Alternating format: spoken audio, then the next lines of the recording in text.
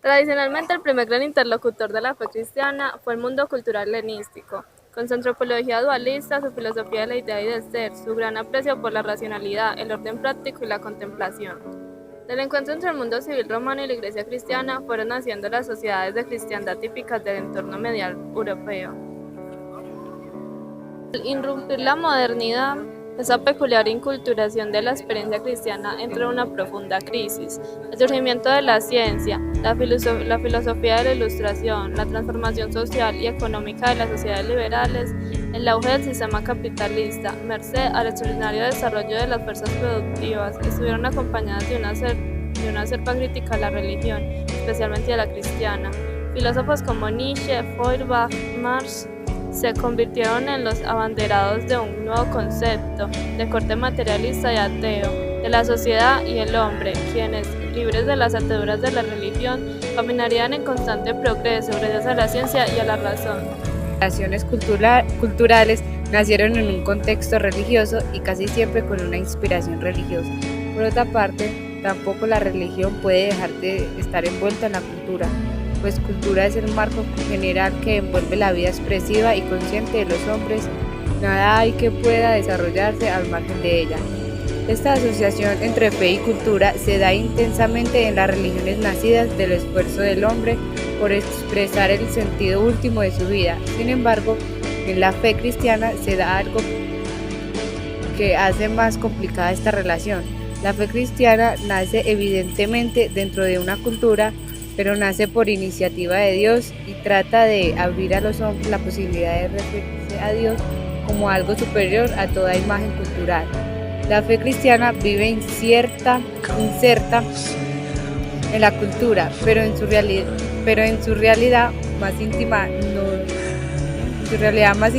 no nace de alguna cultura humana.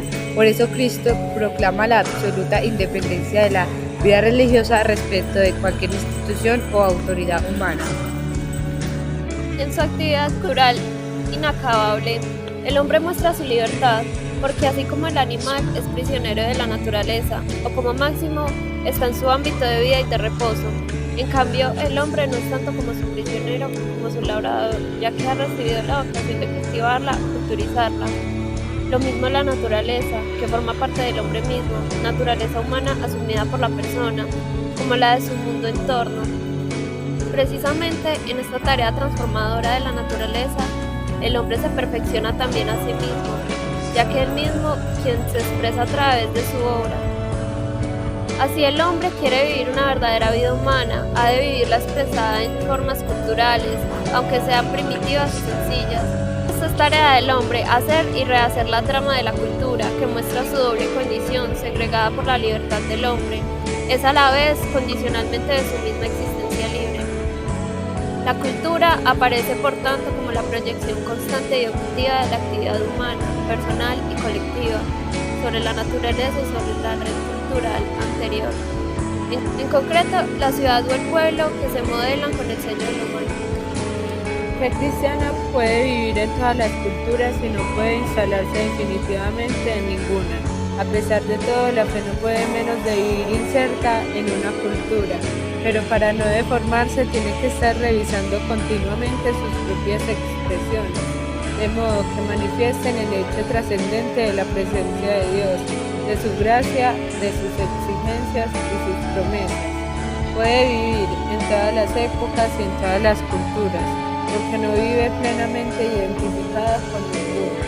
Y en esa tensión consiste el mayor servicio que la fe hace a la cultura como actividad humana, obligándola a revisarse continuamente, a entablar relaciones con otras culturas igualmente respetables, a enriquecerse sin cesar hasta poder abarcar todos los aspectos creativos de la humanidad entera. Por eso afirmamos que el lugar de la fe es la conciencia del hombre, conciencia inteligente y libre, que señala ese punto donde el hombre se sabe persona, es decir, individuo en relación con los otros. Ese punto central desde el cual el hombre juzga, decide, se adhiere y se compromete. Allí donde se experimenta a sí mismo, abierto y capaz de trascender todo conocimiento y toda acción puntuales. Allí donde se sabe que ha trascendido por la palabra y por el amor. La síntesis entre cultura y fe no es solo una exigencia de la cultura, sino también de la fe. Una fe que no se hace cultura es una fe no plenamente acogida, no totalmente pensada, no fielmente vivida. Estas conocidas palabras con que Juan Pablo II inauguraba en 1892 el Consejo Pontificio de Cultura deberían hoy resonar fuertemente entre nosotros como poderosas y clarificadoras señales de alerta. Estas conocidas palabras con que Juan Pablo II inauguraba en 1982 el Consejo Pontificio de Cultura deberían hoy resonar fuertemente entre nosotros como poderosa y clarificadora señal de alerta. No se puede poseer una verdadera cultura humana sin ninguna referencia de Dios. Juan Pablo II. Para que este sentido de lo divino crezca en los hombres de hoy, se impone una sana actitud crítica ante los humanismos más o menos ateos que se han producido en el siglo pasado y en el actual. Después, conviene hacer una reflexión sobre los fundamentos de la fe que aproveche los avances del pensamiento y de la ciencia. El cristiano no debe tener miedo a que su fe vacile ante el mundo, y para ello ha de evitar que permanezca en un estado infantil, lo que ocurriría si no creciera armónicamente con el resto de los conocimientos y actitudes culturales. La maduración de la fe requiere un procedimiento crítico de los avances y retrocesos de la cultura en nuestro tiempo. La fe madura permite apartar los mitos modernos que muchas veces son reactualizaciones de los antiguos. Así, el Prometeo en Marx,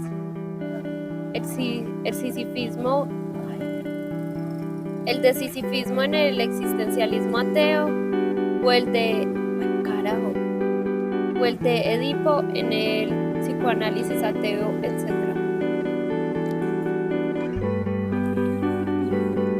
El cristiano no debe tener miedo a que su fe vacile ante el mundo, y para ello ha de evitar que permanezca en un estado infantil, lo que ocurriría si no creciera armónicamente con el resto de los conocimientos y actitudes culturales.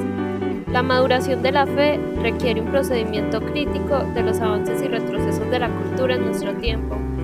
La fe madura permite apartar los mitos modernos que muchas veces son reactualizaciones de los antiguos.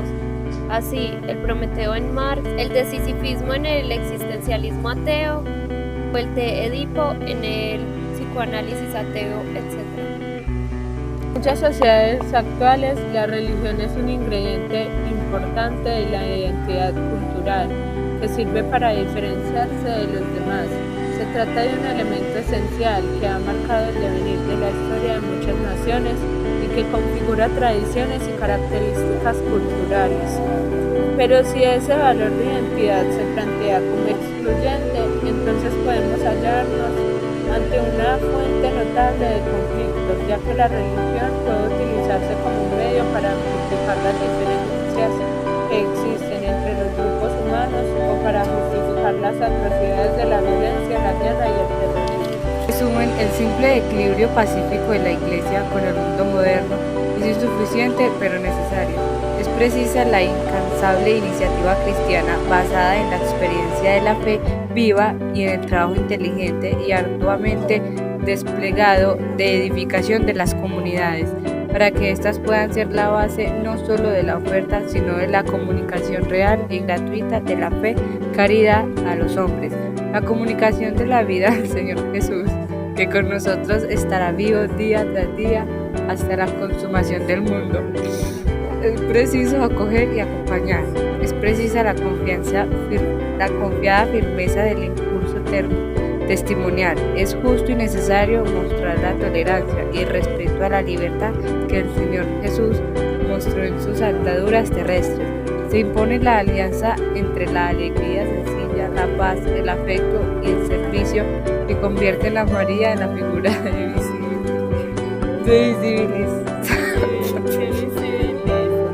que visibiliza la acción del Espíritu en la Iglesia. Necesitamos la paciencia que nos dé aliento y esperar para llegar a ser la humanidad que aún no somos, la benigna humanidad de Dios, Salvador nuestro.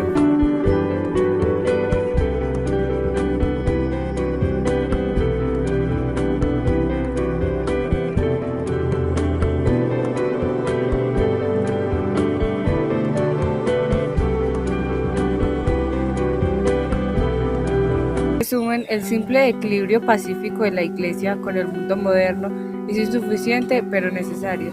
Es precisa la incansable iniciativa cristiana basada en la experiencia de la fe viva y en el trabajo inteligente y arduamente desplegado de edificación de las comunidades, para que éstas puedan ser la base no solo de la oferta, sino de la comunicación real y gratuita de la fe, caridad a los hombres, la comunicación de la vida del Señor Jesús, que con nosotros estará vivo día tras día hasta la consumación del mundo. Es preciso acoger y acompañar, es precisa la confiada firmeza del impulso testimonial, es justo y necesario mostrar la tolerancia y el respeto a la libertad que el Señor Jesús mostró en sus andaduras terrestres. Se impone la alianza entre la alegría sencilla, la paz, el afecto y el servicio, que convierten a María en la figura que